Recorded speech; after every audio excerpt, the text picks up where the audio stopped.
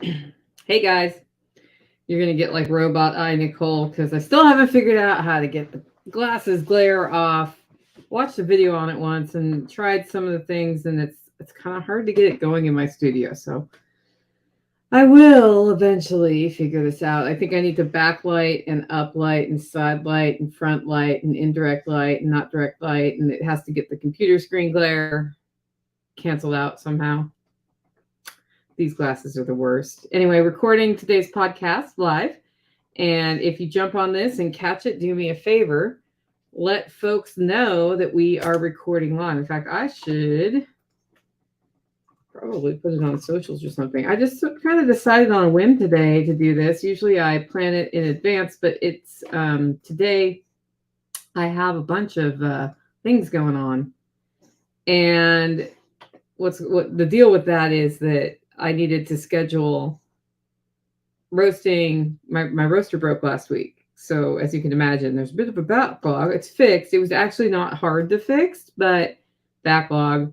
And then I have started singing in a classical choir again. So that means that I have choir practice today.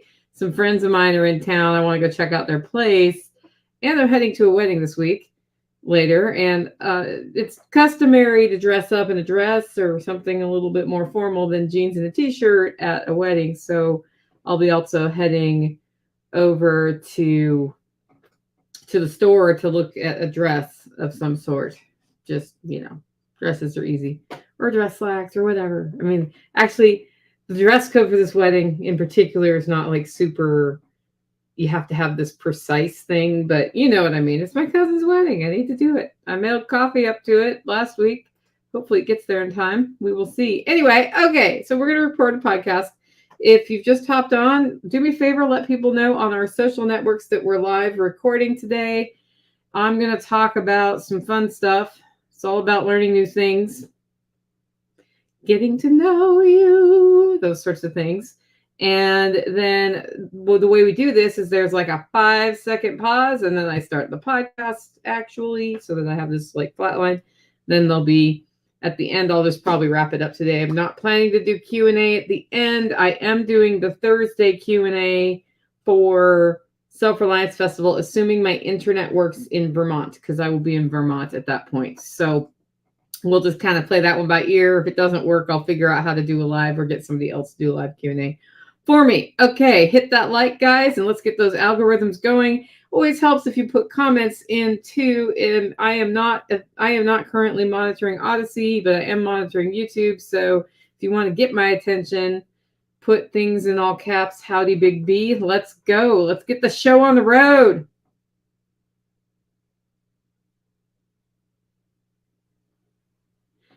Welcome to Living Free in Tennessee, where we talk about building the life you choose on your terms. Today is Monday, September 12th, 2022, and this is episode 618 of Living Free in Tennessee. And today we're going to talk about learning new things. Why? Because you learn a lot of new things when you dive into homesteading or move from the city to the suburbs, or move from the suburbs to the country, or move from the city to the country. There's all sorts of permutations of things that come up to learn. And I feel like living life without learning new things is kind of boring. But I realized over the weekend when I did the fermentation webinar with the Live Free Academy that this podcast has come over a bit of a tipping point, and we're growing really quickly. And I think that's in part because of the post-COVID thing, like the reaction of local and national and state governments to COVID kind of freak people out. We have supply chain disruptions happening. We have what looks like intentional fomentation of social unrest in the country. And rather than be scared, let's be prepared, right? So a lot of people are saying, okay, well, I never really thought about this before, but now I'm kind of thinking I want to do some of these things. And then they run out and they look for podcasts and YouTubes and all sorts of stuff. So we've been growing really fast. And I realized that sometimes I gloss over what I perceive to be some pretty basic skills, like canning. One time somebody made fun of me because I referred to cheese making as a basic homesteading skill. And they were like, most people don't know how to make cheese, Nicole. And I said, oh, that's probably a good point. Well, at least not most people in the US, right? So we have a lot of new listeners who are interested in growing food, cooking, prepping, starting a new business, figuring out how to design their life in a way that makes sense for them and their families without, just saying, forget it, close all doors, go nuclear, whatever, right? And so I thought today's a good day to talk about learning new things, how we learn new things, how we can help people who are new to the community get bone up on skills and get access to the information they want, all sorts of stuff. I think you'll enjoy this episode. It's a lot of fun. Also, I wanted to talk to you about this week's live stream schedule. I will be live today, right now. And if you're listening to this on the audio podcast, you missed it. I'm also going to be live Wednesday at 12:30 with Joel Riles of Fortress Canine and, of course, John Willis. And that will be streaming on my channel, Joel's channel, John Willis's channel. So we're just going to do all three YouTube channels. Joel wasn't quite sure how to set it up, but I'm going to work with him on that. And then Thursday at 7 p.m. Central, I will be doing the Self-Reliance Festival Q&A live that we do. Some people missed the last one and were like, oh man, are you doing another one? Yes, I'm doing another one because there are lots of questions. It's a great way for me to answer your questions for Self-Reliance Festival. And then Friday, assuming internet works in Vermont again, 9:30 a.m. Central, I will be doing the usual homestead happenings update. I'm going to have to collaborate with Tactical from a distance on that one because I will be in Vermont. So those are the live streams that are set up for this week. Also, Self-Reliance Festival tickets are flying off the shelf all of a sudden. So you might want to grab yours if you haven't yet. Go over to selfreliancefestival.com for that. And if you do not want to be there in person, there are digital tickets available. If you go to selfreliancefestival.com in the top menu bar, it says digital pass. You can buy those. Yes, they are more expensive than in-person tickets right now. The outdoor price is more expensive than the digital tickets. And some people ask, like, why would that be? That ticket price is based on what it costs to do the video production and the live streaming and all of that stuff. So that's why. It's because I've been keeping the ticket cost of Self-Reliance Festival pretty low. And that's been hurting me a little bit because it takes a lot of time. And I pay more and more for things related to the festival, and then the ticket cost doesn't exactly cover it. I guess I probably just need to go hunting for more sponsors, right? Then we can keep those ticket prices low. Anyway, so the digital tickets are done by Live Free Academy, John Bush. He brings all sorts of stuff up here. The person doing the video drives a bus up, sleeps in the bus, and has a plethora of cameras and video monitors and all these things. And then she takes that video, processes it afterwards so that there are long-term ongoing tickets. So that's why, just in case you were wondering, somebody was like, it's usually cheaper. I know it actually is cheaper probably to attend digitally than to attend in person because you don't have to, stay overnight somewhere unless you're camping. Just depends on what you do or how you put it together. Okay, finally, if you want to send me feedback, like, I don't know, a frugality tip, because there aren't very many of those right now around.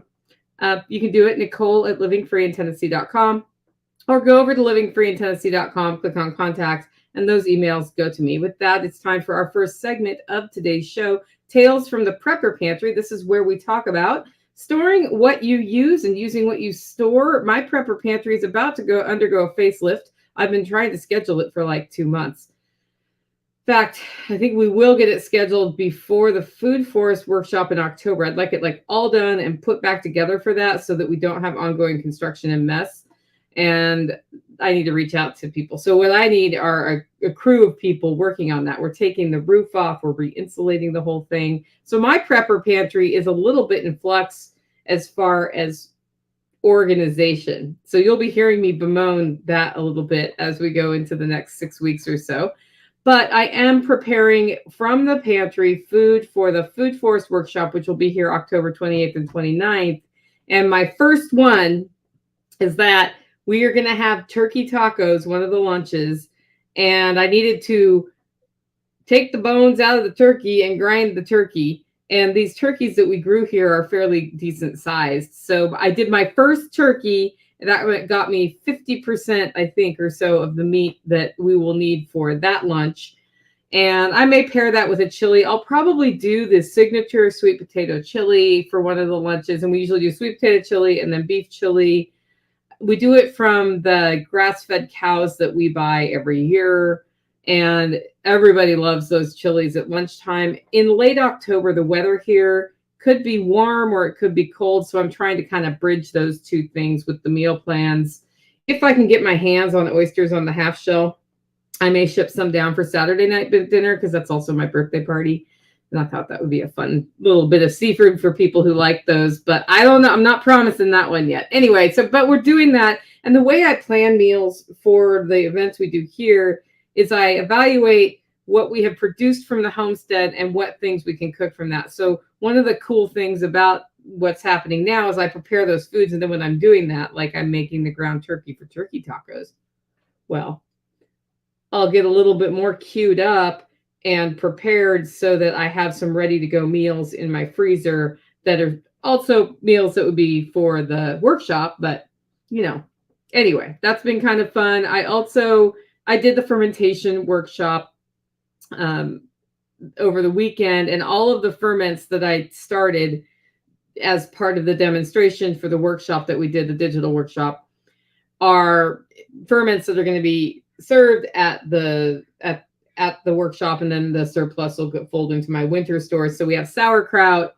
we have cucumbers that I'm fermenting into pickles. Can't promise those won't fail because sometimes I fail. That's the one ferment I am most likely to fail.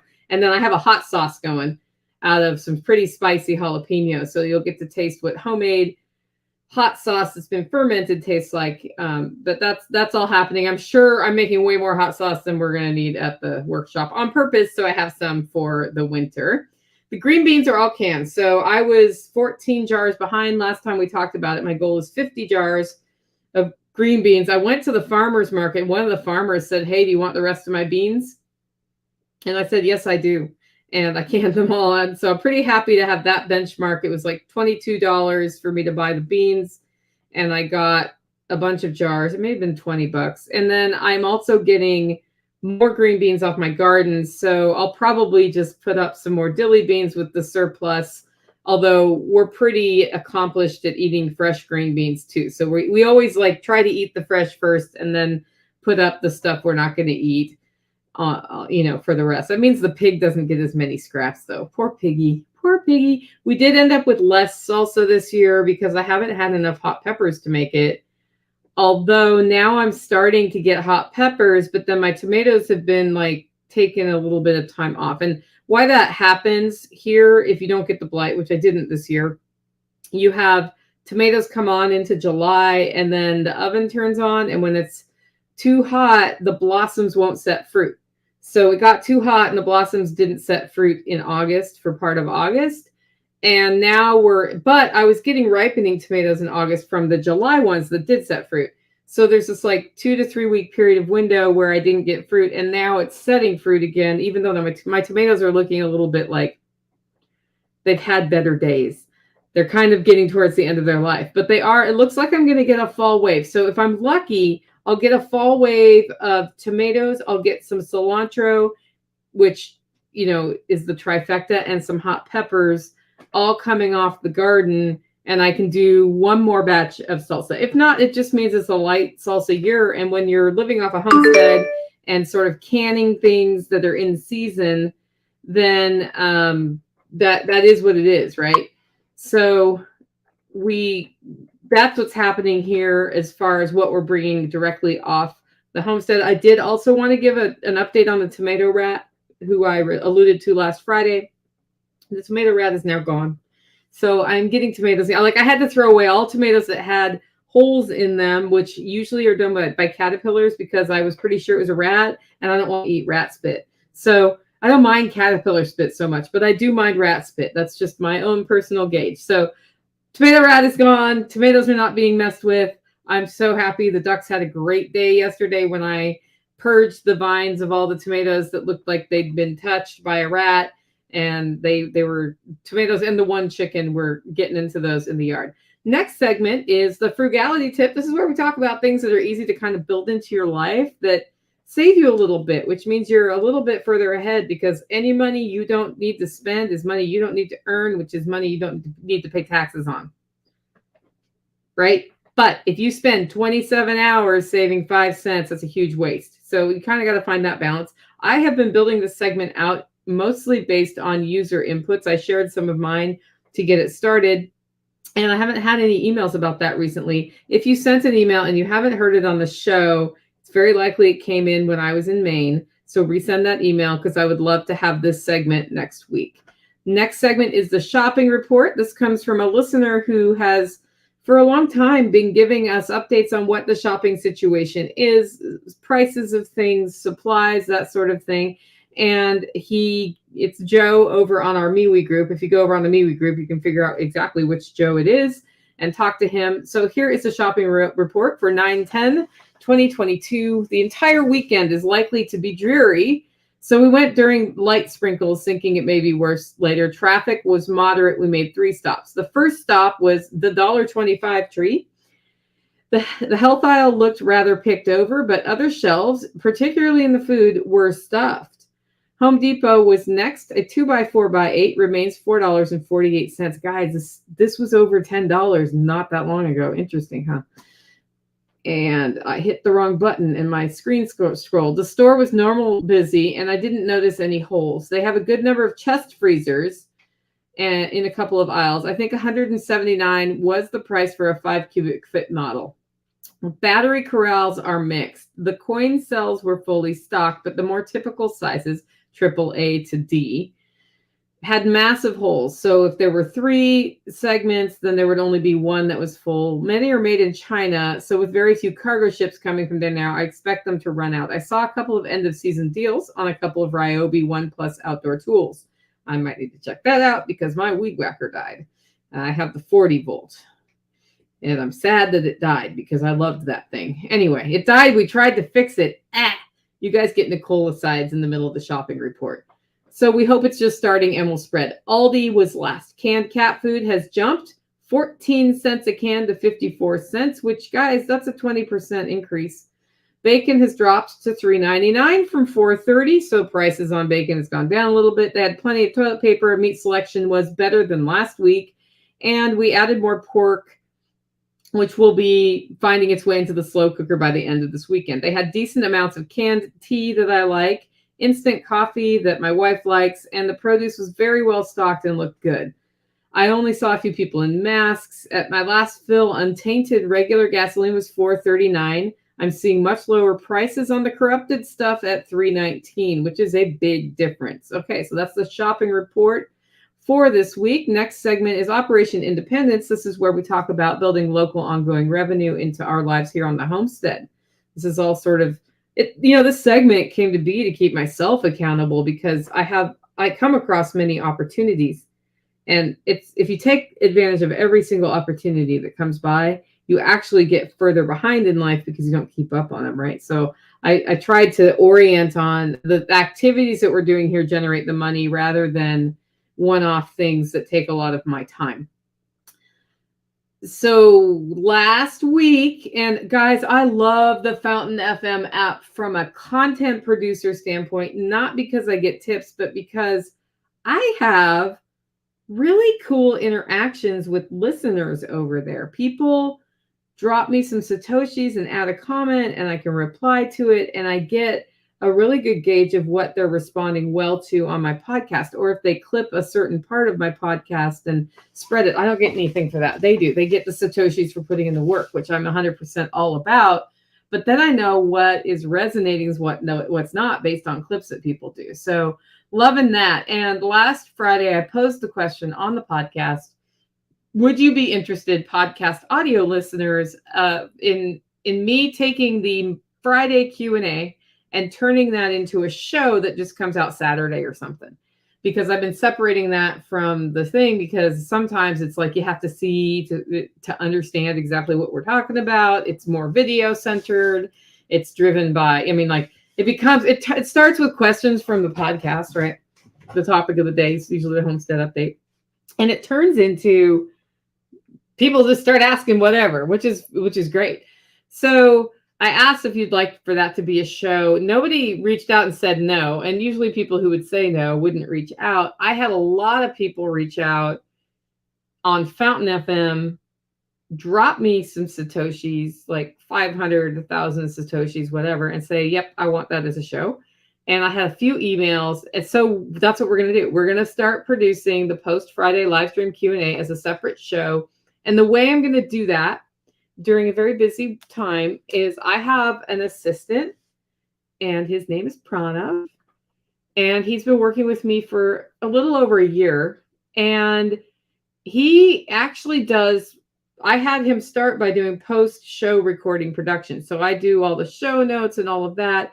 He does all the posting of the things, and he makes a lot of the thumbnail images you see coming out. And yeah, somebody in the comments here live said, I've always wondered what I missed on the Q&As. There you go. You're going to start hearing it. He does a lot of sort of behind the scenes stuff. In fact, I've asked him to start scheduling my interviews as well. So those of you who filled out the guest form wonder why I haven't scheduled you yet. I showed Pranav how to do it. He's going to email you and work that out in my schedule. But I think what I can do is sort of record a fairly generic introduction for that show at first, maybe release it on Saturday. Saturday seems like a good day for it. So, because I mean, a lot of other podcasters who go every day go Monday, Tuesday, Wednesday, Thursday, Friday. So why don't I go Monday, Wednesday, Friday, Saturday, or Monday, Wednesday, Friday, Saturday interview show Sunday, right? I'm kind of thinking of filling in some of those gaps where things don't come out for people. I like to have full on Tuesday, Thursday off from a catching up with the homestead standpoint, because I'm balancing podcast with coffee, with homestead, with travel. And a lot of what happens is I get asked to speak on weekends. And so I'll take a day off in the week. And if it's going to be a day off, it's going to be Tuesday or Thursday, because we have podcast Monday, Wednesday, Friday, right? You see how that goes? So we'll start doing that and just see if you guys like it. And if you don't, we'll stop. And if you guys like it, we'll just keep going with that. The other thing is the fermentation workshop was great, and something I was struck by this weekend. So that helps bring money into my pocket, because the partnership with Live Freed Academy is that he really helps with marketing, and we produce it through their system. And I'm a good teacher. And so we share revenue on that, on tickets sold. And as I was doing the webinar this time, I realized, this is a really powerful partnership that started.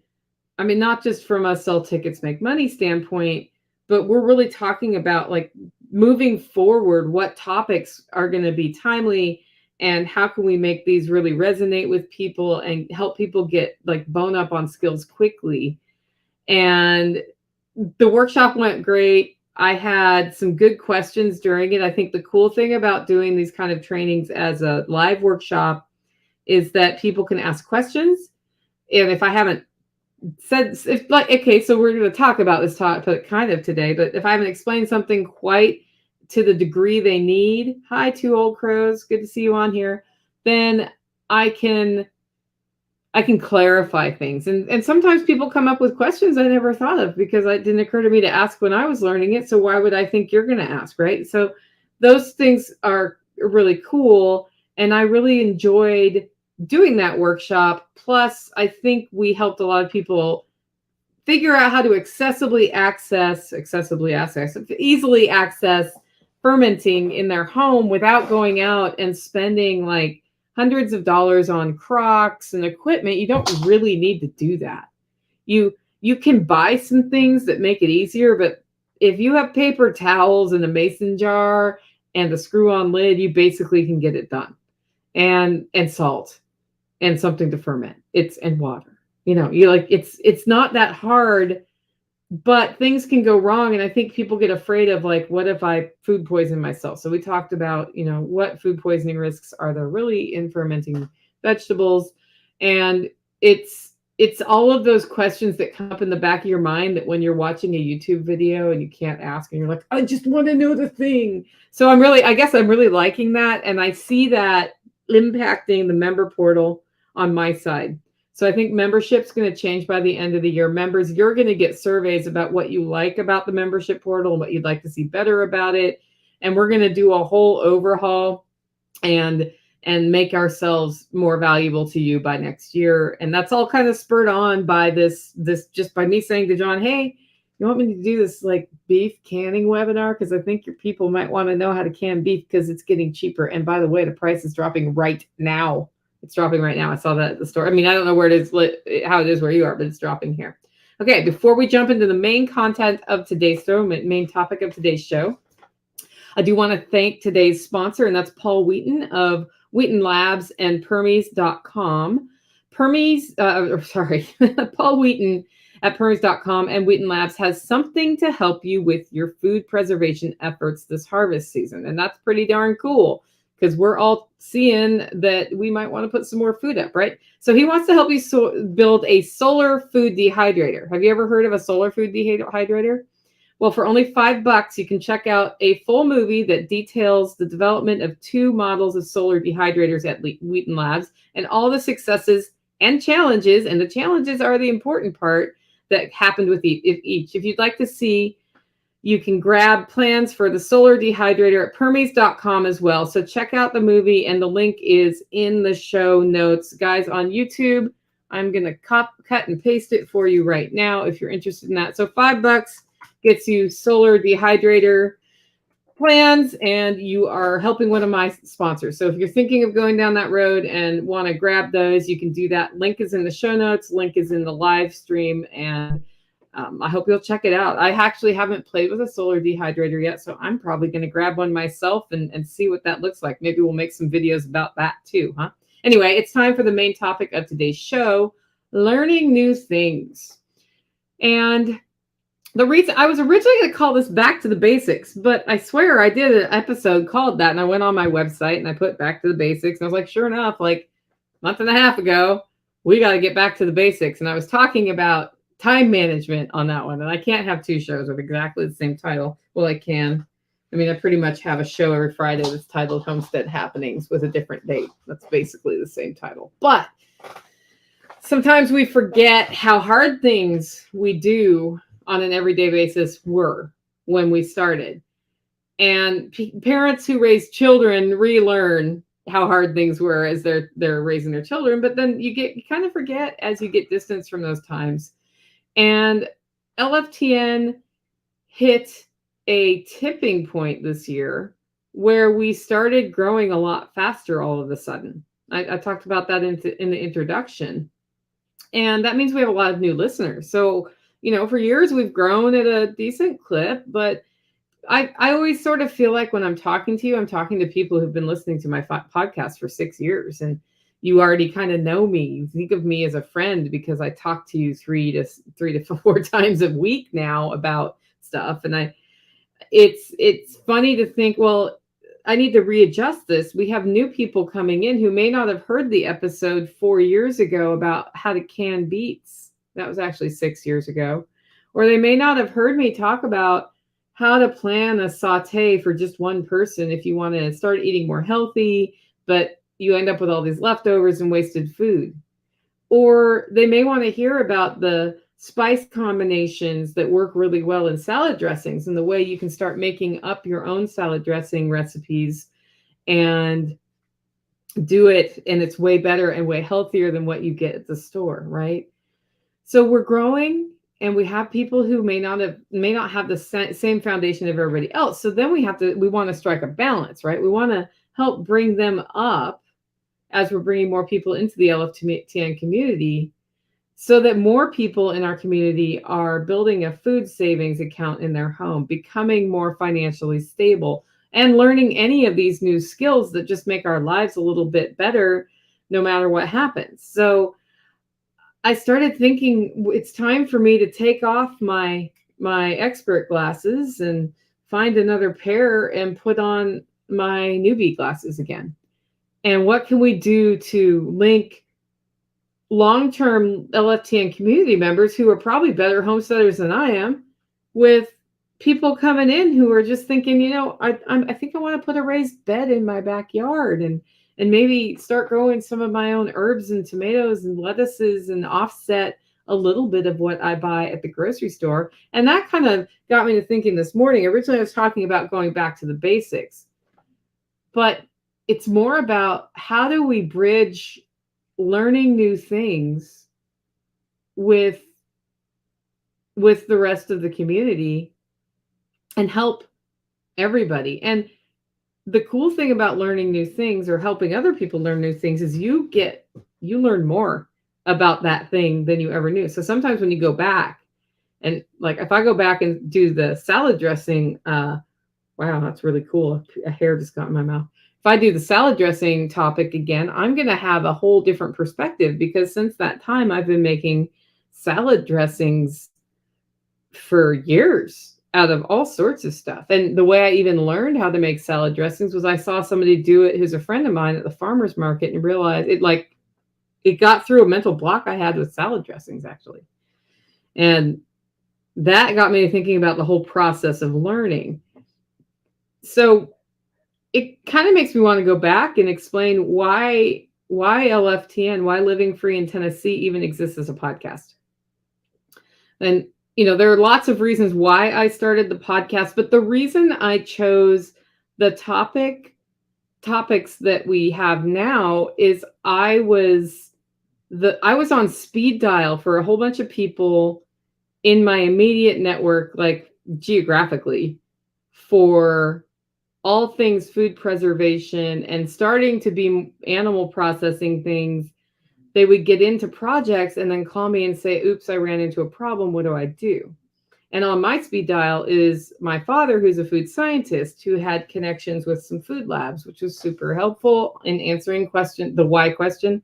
Because if you go online and you tap into trusted resources like the Ball Canning Guide, like the National Center for Home Food Preservation, those are my two favorites. If you open the Encyclopedia of Country Living by Carla Emery, another one of my favorites, and you follow the recipes for canning, they work.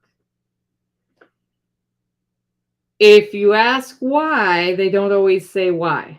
And sometimes understanding why helps you make a decision if you run into some sort of a problem midway through the process about if you just keep going or if this is now tonight's dinner because it's going to go bad in the jar. So I have to just cook it for tonight's dinner, right? And as I got to wanting to start a podcast, I thought, there are all of these men. It was totally gender motivated, straight up. There are all these men doing homestead things, and they're doing badass homestead things. And I was sitting with my friend, Michelle, who is the same Michelle who works for Hollow Roast Coffee and will probably become a partner in that business.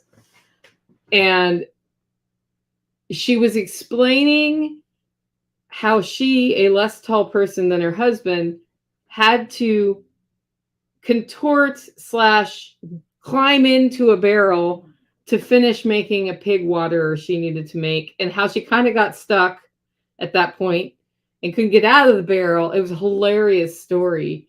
And I thought, I know a lot of women running homesteads because some of them are single like me.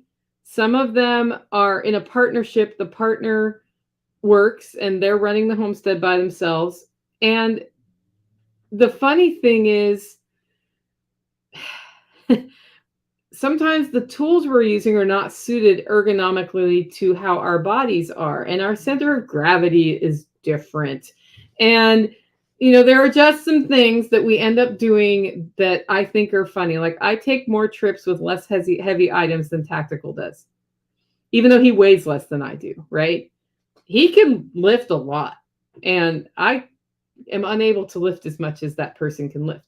And so I take multiple trips and he'll take one trip, and it's funny how that works. And then there's some of us were not necessarily trained on how to properly use certain tools.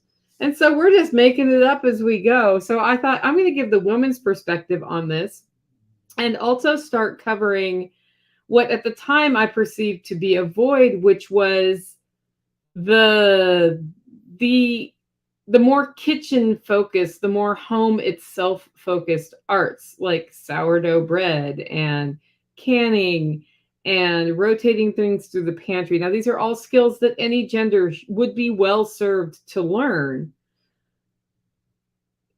but they weren't well served when I started my podcast. There were some people, there were some big names doing great things in these areas, but they weren't out there mixing it up, I guess. I don't know. I didn't run across them. I ran across some of them later. Some people who are probably listening to this podcast now are like, I've been doing this for 20 years, Nicole. I'm like, yeah, I don't know why I didn't find you. I found you later. So I thought I'm going to do a woman's perspective on walking to freedom, because it doesn't matter what gender you are when you choose to walk to freedom, when you choose to take responsibility for your own well-being, when you choose to take responsibility for generating your income, when you choose to opt out of some of the dysfunctional things in our society, it often leads to homesteading. It doesn't always lead to homesteading. It led to homesteading for me. I actually have an interview application in for somebody who's turned their job into the Walk for Freedom, and that's great, right? So, hello, Kentucky Sustainable Living and Homestead Glamour Girl. Welcome, DFW Mike. Look forward to seeing you next month. Anyway, so I started this thing just talking about the woman's perspective and how sometimes, there are things we weren't necessarily, I physically run into issues, and it quickly went from that into lifestyle design. It quickly went from that into the same strategic planning methods I had been working with on a corporate level, into applying those to your actual self and your family, like make your own life strategic plan. And we ended up changing the tagline from a woman's perspective on the walk to independence to where we learn how to build. What do I say? Welcome to Living Free in Tennessee, where we talk about building the life you choose on your terms. Apparently, I have to say it exactly that way. So building the life you choose on your terms. And that may still not be the most stickable, awesome tagline, but it does explain what we do. So as a result of this, we have added a lot of things. We've added cryptocurrency, learning about that, playing with apps like Fountain FM, and just building up those skills. 3D printing. It's not a bad idea to learn some basics about how to send some files to a 3D printer, especially on a homestead when you just need to print a little part that you can't get. 3D printers are kind of cool, right? And then also how to raise chickens, how to feed chickens without breaking the bank, how to give chicken processing classes, how to sell guides about processing chickens in your chicken processing class. Just include something like this, and your students are a lot happier because you look a lot more professional. How to do basic marketing, how to do events, how to make your life strategic plan, all of those things. And I realized that in the last probably 2 years, especially since Unloose the Goose, like I've gotten a little bit, like I assume some of the basic fundamentals, and we don't always know that. And I gloss over step 1, raise the chickens out of the brooder. It's like, that's a 6-week period of time, and it can be heart-wrenching and weird medical conditions can come up. But I'm just like, just raise the chickens. It's easy. Well, it wasn't easy the first time. And I gloss over some of those things. And so I thought, well, let's think about what does stepping back look like? And some things I might consider re-explaining. Guys, give me your feedback either in Fountain comments or in the YouTube comments, or send me an email, Nicole at Living Free in Tennessee. I have a cookbook called Cook With What You Have. It's about to have another edition come out with a huge, so I'm adding a food preservation section that was supposed to be 1 chapter. It's like 7 chapters. So the whole book is getting bigger. And the reason it hasn't come out is writing those 7 chapters is crazy. My hair is doing some weird stuff here. I keep messing it up. So what would be cool is to pair that with a series on YouTube, maybe a video series or something, or about cooking basics. Like, cook with what you have. Learn cooking skills like how to use a knife properly, or how to plan volumes if you're going to do a saute, how to do a saute, what kind of oils to use, like walking through some of these things that turn people from a recipe follower into able to cook with what you have. Because if you grow your own food, what you end up with are years where you have a surplus of something, and you may have only cooked it one way your whole life.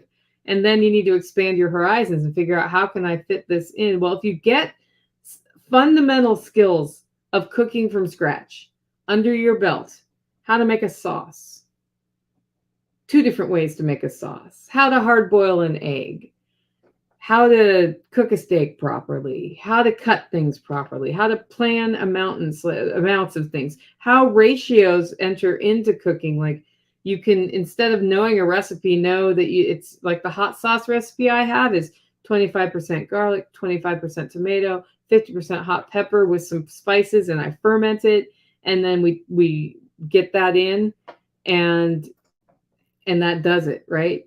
So having a series like that, I think, would be really helpful, especially as more people embrace this concept of building a deep pantry. If you build a deep pantry but only go out to eat and don't eat anything out of your deep pantry, it's a food savings account, but it doesn't give you the immediate positive impact that having good disciplined pantry skills can bring you, which is to save money because you eat out less, get healthier because you're eating better stuff because you're not eating out all the time, and save time because you're not going to the store all the time, right? But if you don't know what to do with the stuff in your pantry, or you only know to do one thing with that thing, that's an issue. And so, well, that would be kind of cool to have some series going about that. Or Pantry Basics, what I just talked about, how to develop a deep food savings account, how to use a deep pantry so that you have stability and the ability to start identifying when things are in abundance and not as expensive, and know how many you use so you don't buy like all of them and then don't need them. Buying what you use and using what you buy. And that's something that probably used to be taught in the home ec economics, maybe. I don't know. I never took home ec because home ec was not really a thing even in the 80s when I was in high school. We had home ec, but you did not have to take home ec, in school. And if your family doesn't teach you these skills, who's going to teach you these skills? Well, I guess we are, right? Or preserving food, drying it, like what you can dry, what you shouldn't dry, temperatures that you dry at, how long you dry things, what is safe, how do you store the dry food, freezing food, what do you need to blanch before it goes in the freezer or it turns into weird, canning, how to root cellar, how to find creative ways to get a root cellar-like effect. If you don't have a root cellar, that's a good one. These are, like, how do you do all of these things in a non-homesteading environment? Because like there's only so much storage in the world, right? And homesteads tend to have a little bit more space if they have land, although I would posit that homesteading is a mindset and not a location. So that's a whole conversation we could totally have.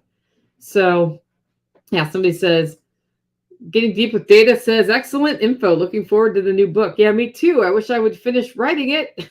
I went to Maine and I was supposed to get more of it done than I got done. I did eat lobster though, and they were delicious. Planning your day for success. This is one I talked with Imani about from Fable Haven, which is another YouTube channel you should totally check out.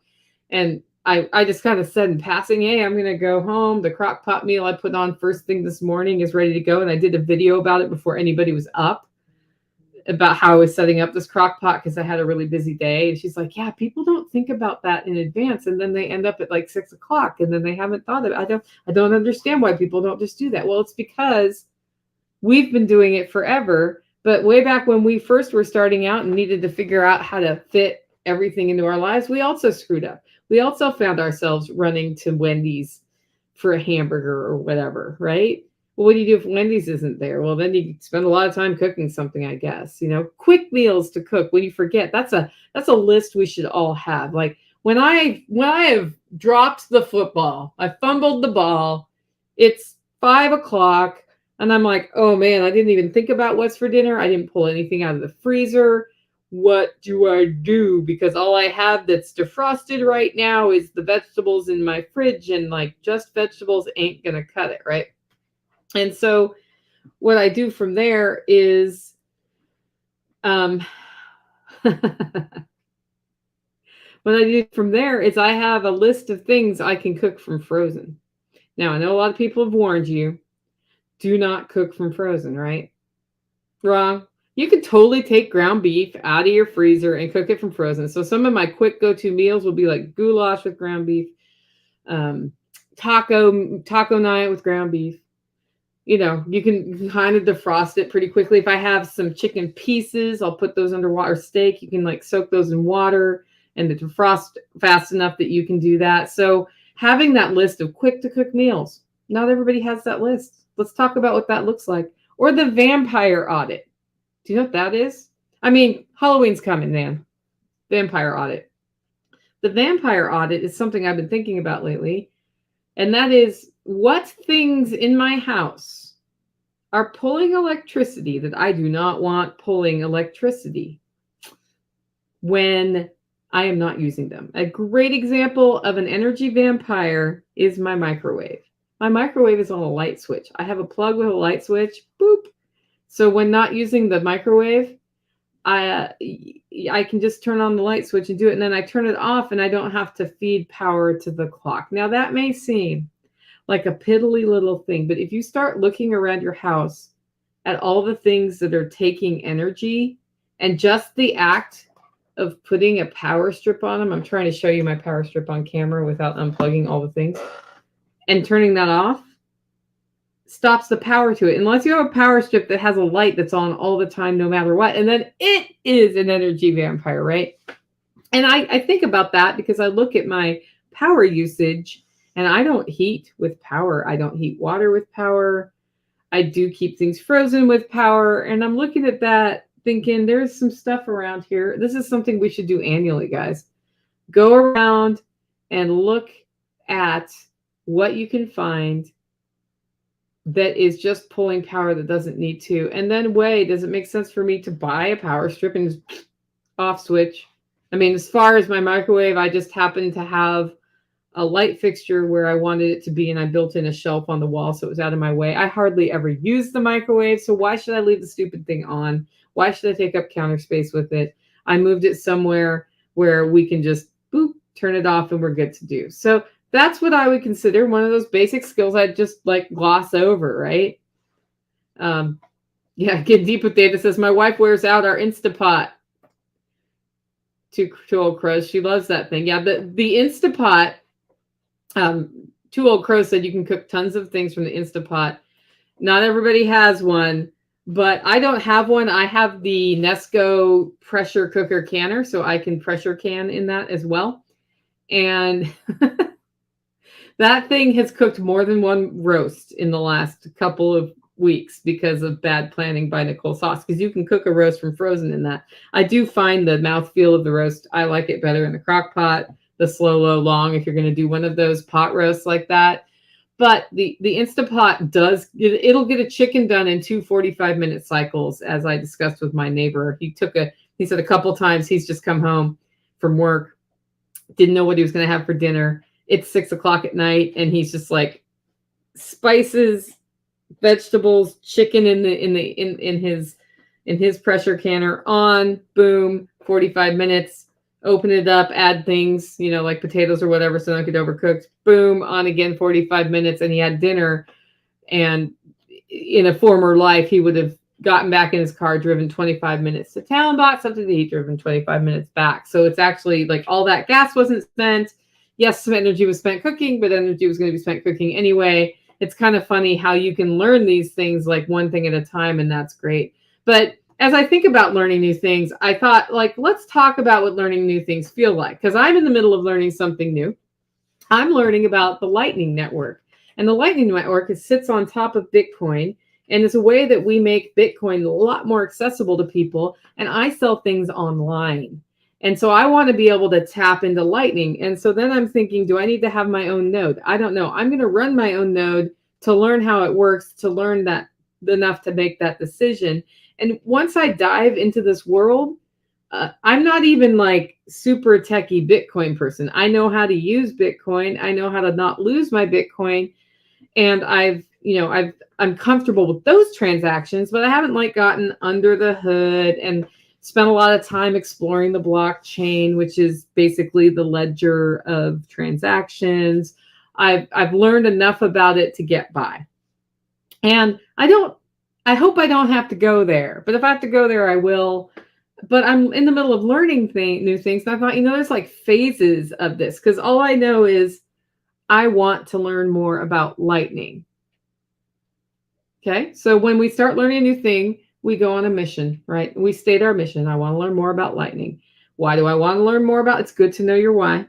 The reason I want to learn more about lightning is I think that it or something like it is a system of the future that will be used for commerce, and I engage in commerce. Therefore, I would like to be the person who knows how to use it when it comes into its own, or the thing like it, whatever that is.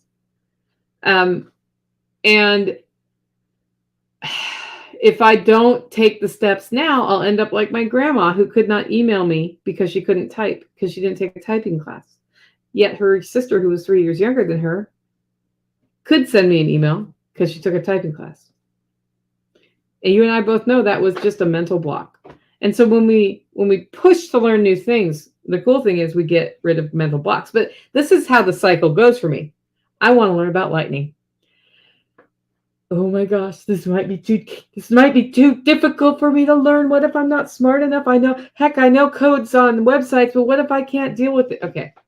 So the first thing I feel is a little bit of anxiety, like, where do I even start with this thing? Okay, well, let's remember that. If somebody is new to our network and they come in and they say, you know what?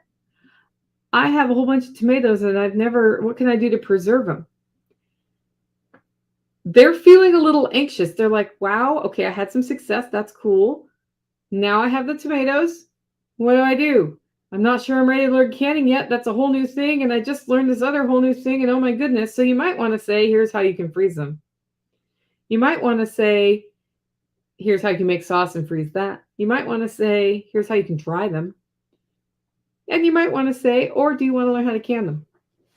And then you might want to say, I'll talk you through canning them, or log into Nicole Sauce's member portal and watch the webinar on how to can. Just saying. So the first thing I feel is anxiety. And the second thing is confusion. So now this is where I'm at with lightning right now. I'm just confused.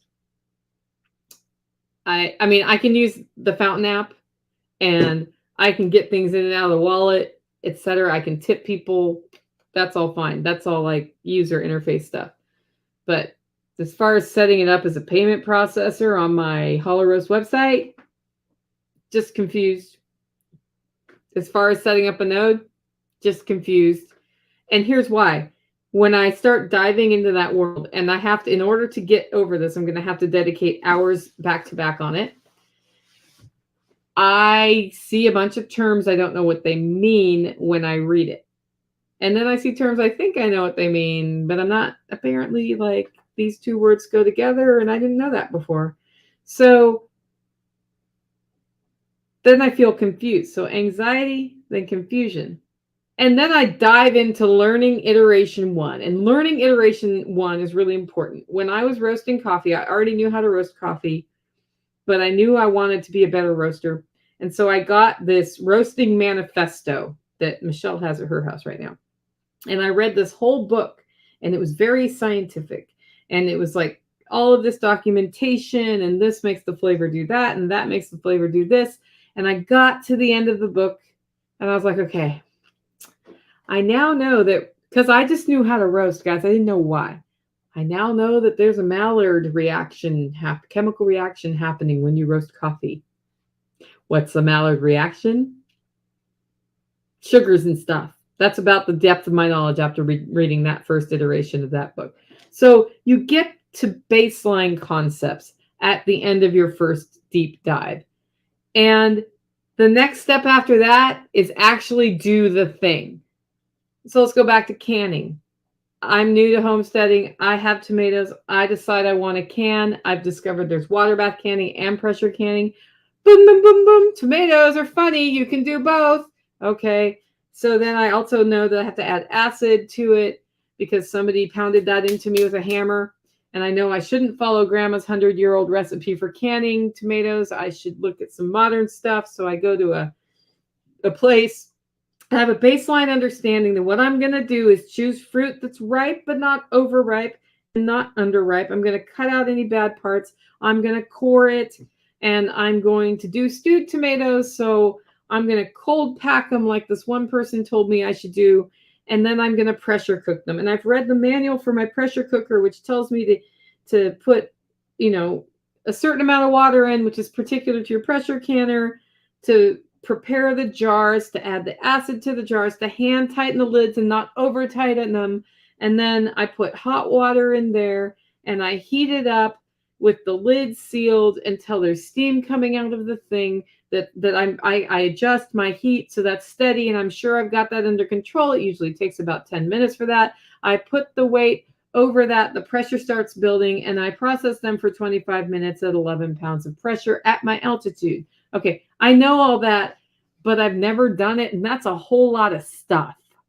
That's a whole lot of stuff. So the next thing I need to do is actually try the thing. And so I get some tomatoes ready, and I do it. And the whole time I'm feeling that a little bit of anxiety and confusion. And at this point, if it's me and I know somebody who knows how to can, I'm calling them saying, am I doing this right? Like halfway through, I'm like, I think I did it right. Right. And then you get to learning iteration 2. You've done the thing. And now all that stuff you read, like all the stuff I'm reading about lightning and setting it up to payment process, once I get it set up on a website for the first time and then buy the thing for myself with my own lightning, I'm calling lightning as if it's the money, but you know what I mean? Like using a lightning wallet.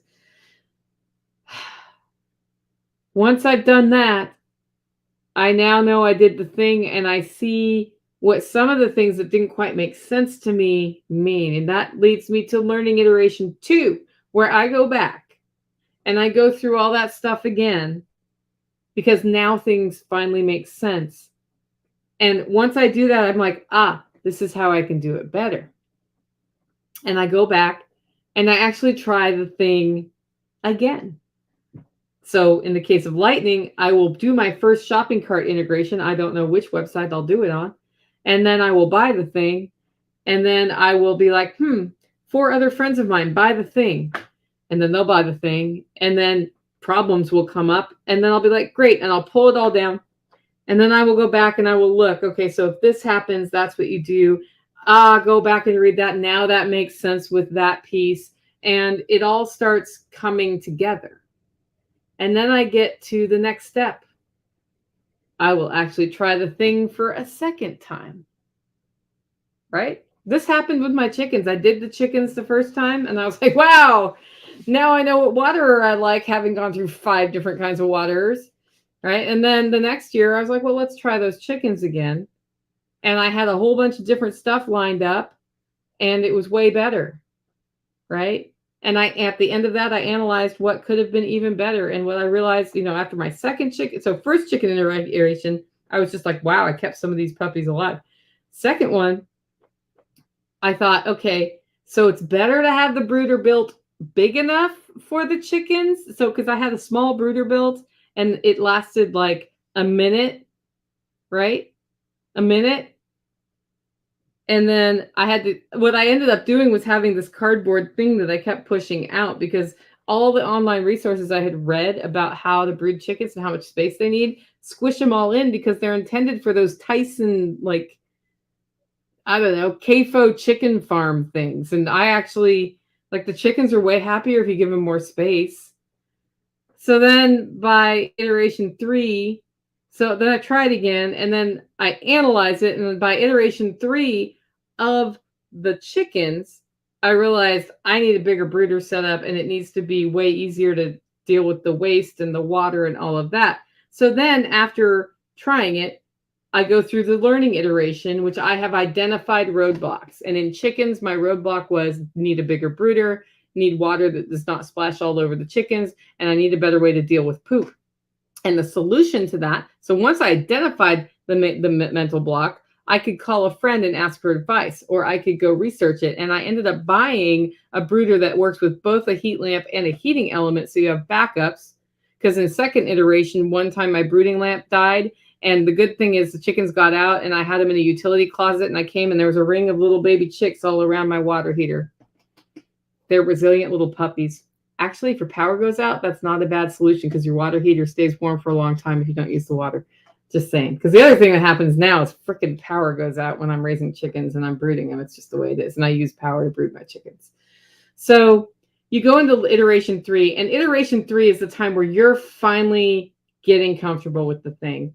and you have roadblocks you've identified, and you realize I need to learn the thing. For me, in websites, it was CSS code. I could HTML like all day long, but CSS was like this magical thing where people gave me snippets of code to paste into things, and suddenly the page looked good, right? And I needed to learn how to do that, and it took me 4 years.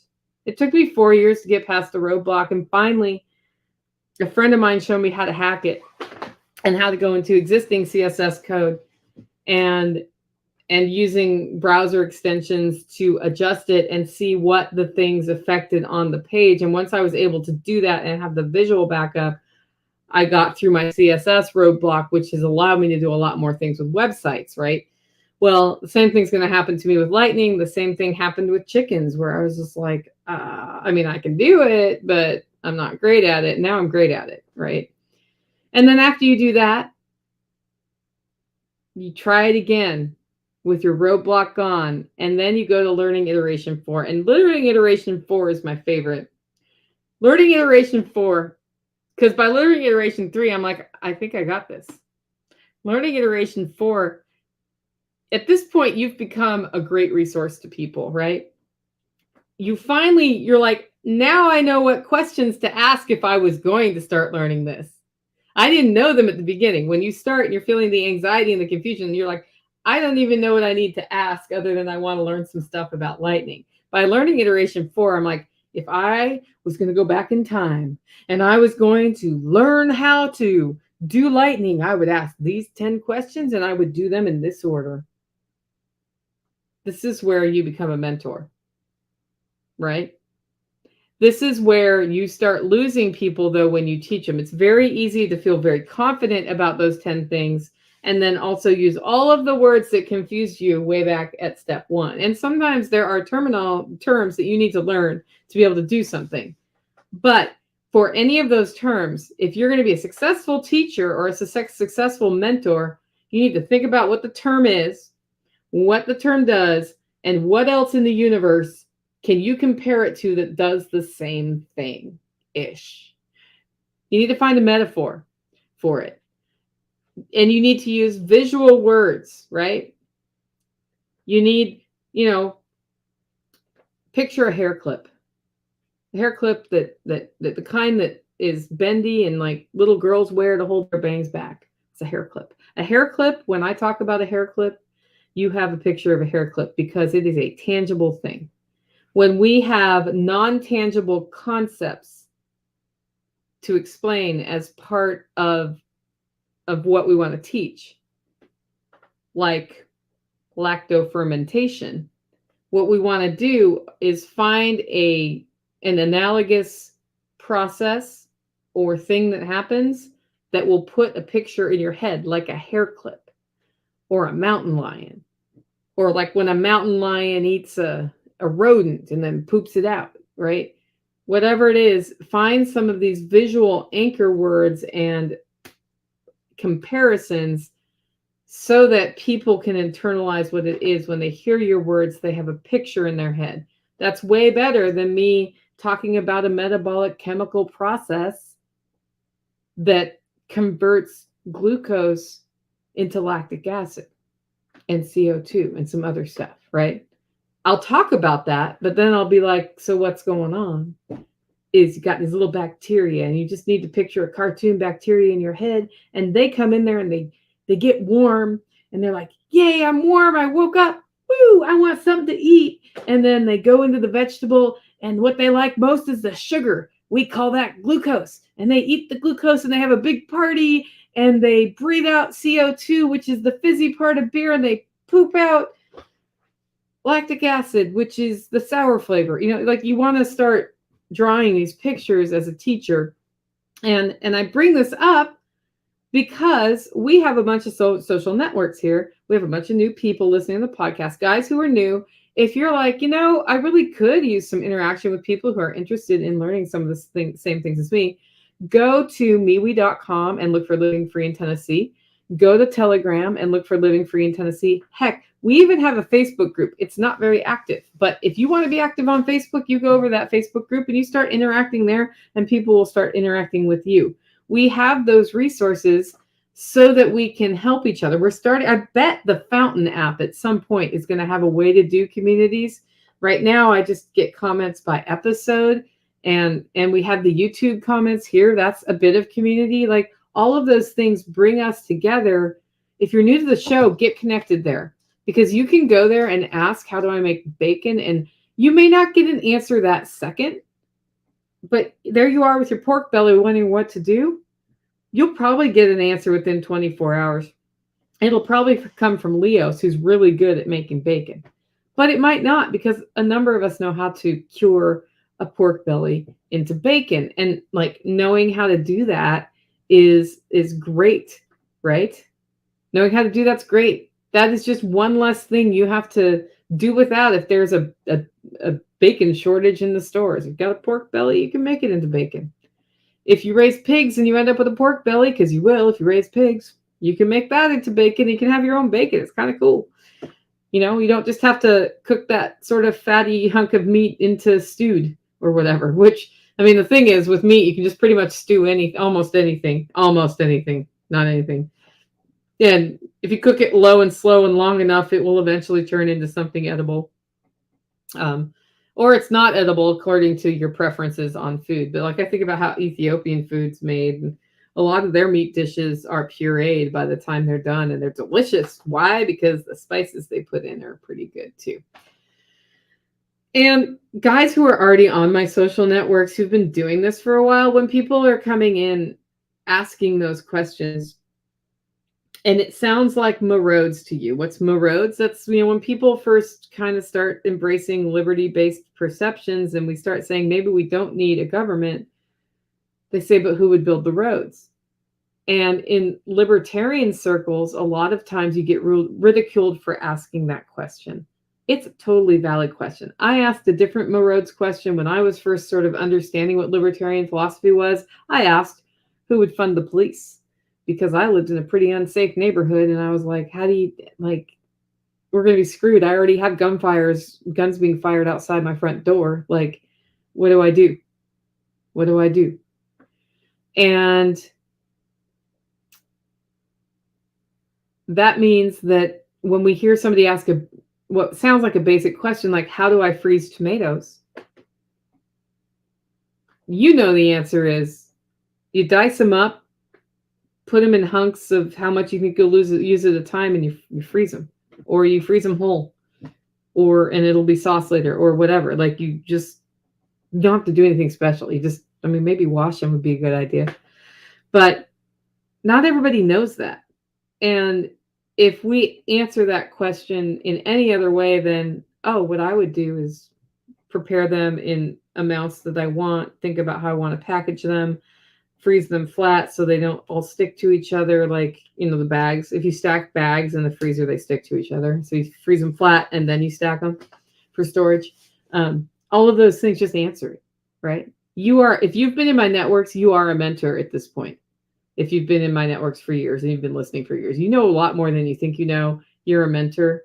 And when we get that partnership going, we're going to have more and more and more mentors. And that is great, because as things are needed to be learned in our communities, the more of us who can show people how to do that kind of thing, the more of us who can show people how to put in a lasagna mulched garden so they don't have to work as hard when they're putting their garden in, the more of us who can help people understand how to keep rabbits and chickens and sheep alive, who can help you figure out how to shortcut fencing solutions when you're doing movable electric fencing, like any of these things, who can help people figure out how to start the business the first couple of weeks when you have to do all the when you need to file, like all that filing stuff. People who can show us, like Jessica, who can show us how to track stuff. Boy, do I owe that person an email. And everybody who can do any of these things, you're mentoring. And I think we have such a great community going right now that we teach each other, and we all become stronger. We're all stronger for it. And, this brings me to that thing, there's no such thing as a stupid question. Yes, there is. I mean, I'm sure you could go find a really stupid question and ask it, but any question that is based in genuine interest to learn something, even if it's a very basic question, is not stupid, right? Like I've had people ask me, when you talk about pantry management, Nicole, what do you mean load from the back and take from the front? And last year at the Back to the Land Festival, I talked about how to develop a deep pantry, backtothelandfestival.com. And I was writing my presentation and I called a friend, Mark, who's no longer with us. And I said, this is kind of what I'm thinking for my presentation. What else should I put in there? He's like, Nicole, I'm the wrong person to ask. When I was a teenager, I worked restocking at a grocery store. So I know exactly what you need to do to organize your pantry. You need to load from the back and take from the front. And that means if you don't have access to the back of the shelf, you unload the shelf and you put the newer things in back and the older things in front. And then when you just are in a hurry and you grab a jar of something, it's right there and you're getting the oldest one, right? That's rotation. And I rotate. So I started going, oh, but I do need to explain it. I need to explain what that is, or that you can go from right to left. Because I'll go from right to left if I don't have a deep stack. I'll just go from right to left. It's easier, right? You can just have sections that you rotate, right? You can do any of these things. The deal is you're going to be way happier if you don't just shove everything in your pantry and hope you know which one is the oldest. You'll end up with that jar of sauerkraut in the back that is 20 years old that moved with you 3 times. I had that jar for a long time. I finally got rid of that jar. I was never going to eat it. Homemade sauerkraut is so much better, right? So no question that is based in something new or learning something new is going to be stupid. It just may be 101 level, and that's fine, right? That's fine. And then I think the other part of learning new things, and the thing that we can all help each other with the most, is the problem of overwhelm, right? Where people are scared. People saw the society happen, like the society reaction happened to COVID. People have seen riots break out. People have seen the reports of food shortages that look like they might hit us too, not just the third world countries, but our crops haven't been all that hunky-dory either, and we're totally happy to sell our grain overseas, which I don't know what we feed the animals with if we don't have the grain for the animals that require the grain, right? And it wasn't a great growing year for anybody I've talked to. So then you start feeling fear. And then you start thinking, what else do I need to learn to do? What else do I need to learn to do? And then you start trying to learn 7 things at once. And I just talked about the whole process, which takes a while, from over anxiety and confusion to actually now I can teach the thing.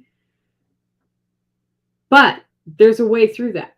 So if you're there right now, you're that person going, I got to raise chickens. I got to learn how to can. I got to move to the country. I got to find unincorporated land. I just saw somebody saying they want unrestricted land. Jason, I don't know what you mean by unrestricted land. You may have to refine your definition of what that means. If unrestricted, you mean not in an HOA, that's one thing. If unrestricted, you mean no codes are required, you're not going to find that anywhere in Tennessee anymore, because at a minimum, we are required to adhere to state codes. That was passed by the state legislature a while ago. Some counties have their own county codes, which are more lax than the state codes.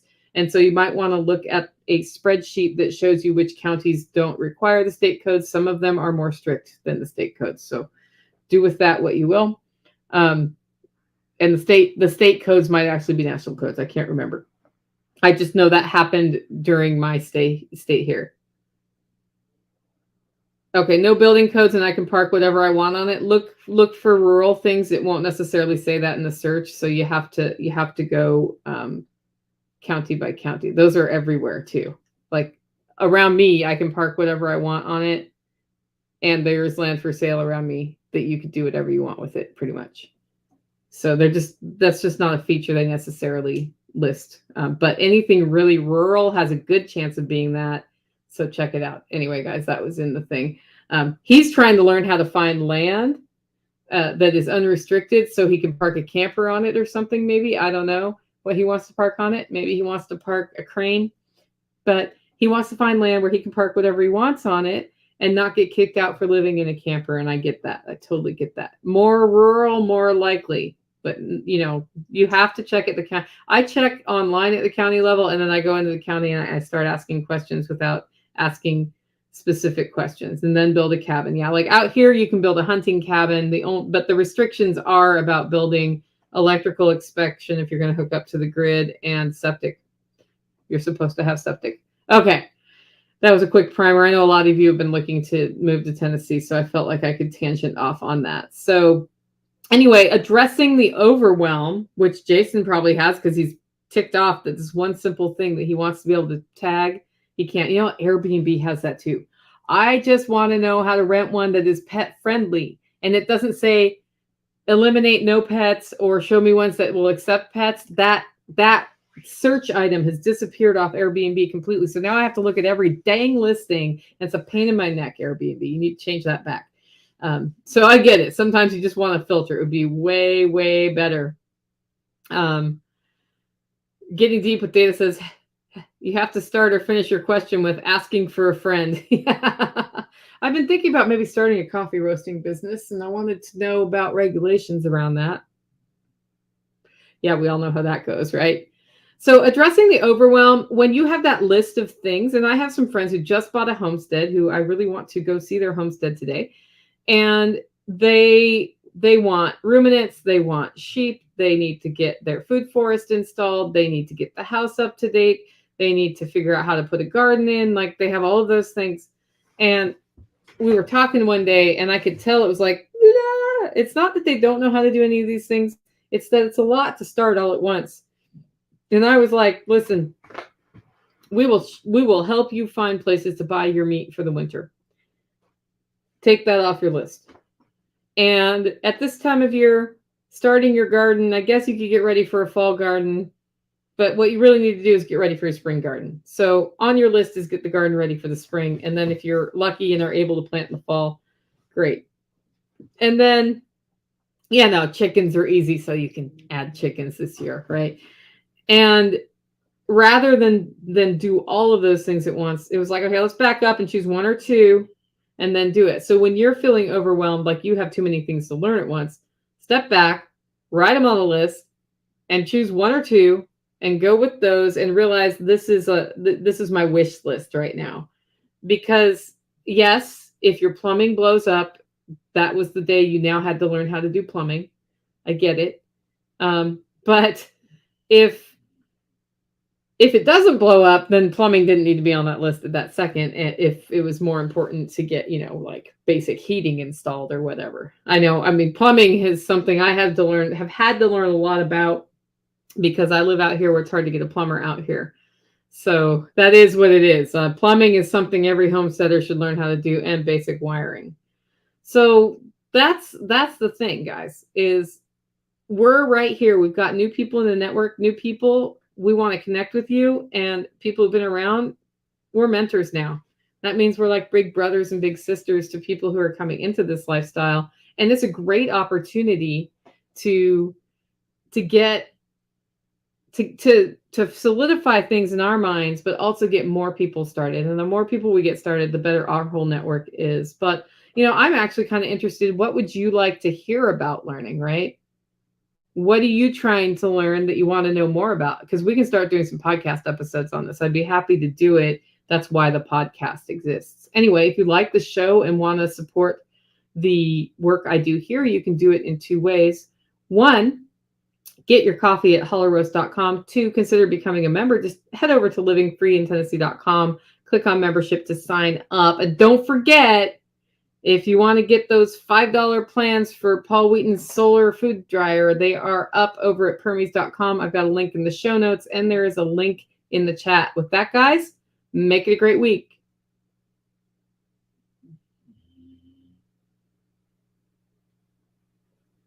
So there's also this thing about how you make your life easier by automating things. And my automation is that 5-second pause, because that puts a flat line in the audio, and it's very easy for me to go chop, chop, and I'm done.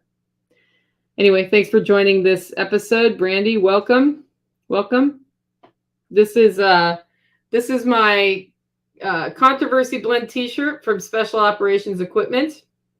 And it's sort of a spoof on the Starbucks logo. I do the coffee. I roast the coffee that John Willis sells over there. And when he had me out, he's like, he had this sticker and had all sorts of offensive stuff on it. You know, like from the outside in, people would be offended, but it's kind of like tongue in cheek and hilarious too. And he's like, "Can I put the sticker on your coffee, Nicole?" And I'm like, "I don't care what sticker you put on it. It's your brand, not mine. By the time I give it to you." So, but this is the label. It's like a giant T-shirt of the label. So, anyway, okay, we're gonna wrap up for the day. Bought a property at the end of last summer, and getting everything geared up really is overwhelming. Yeah, Vicki, you're right, and that's why I just accept that it's a journey. You won't get everything geared up at once. Like what I would do in your shoes right now is look around and think, like, what do I need to have in place for winter? You know, our winter list this week is, it could last longer than a week. It's like, we need to do like chimney sweeping while it's not cold and raining. I need to move some firewood around. We need to do some things to keep water from freezing. We just and then we're ordering some animal feed in right now. That's what we're doing this 1 week. And until that list is done, we're not changing what we're doing this week, which means it could be happening next week too.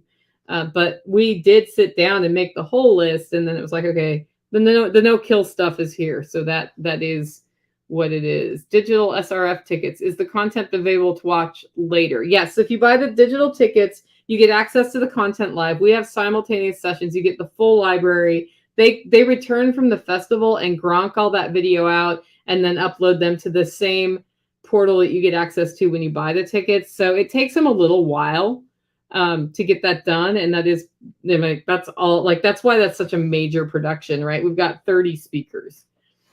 That's a lot of sessions. It's a lot of sessions. I need to learn how to shift careers. They want me to date a man. Oh boy. Anyway, thanks for joining, guys. We'll see you on Wednesday live with Joel Riles from Fortress Canines. I'm sure we're going to talk about defense animals, but I'm sure we'll talk about a lot of other things. I want to pick his brain on where he's going because he has a whole new plan for how he's growing his business I think we can learn from. Anyway, talk to you later.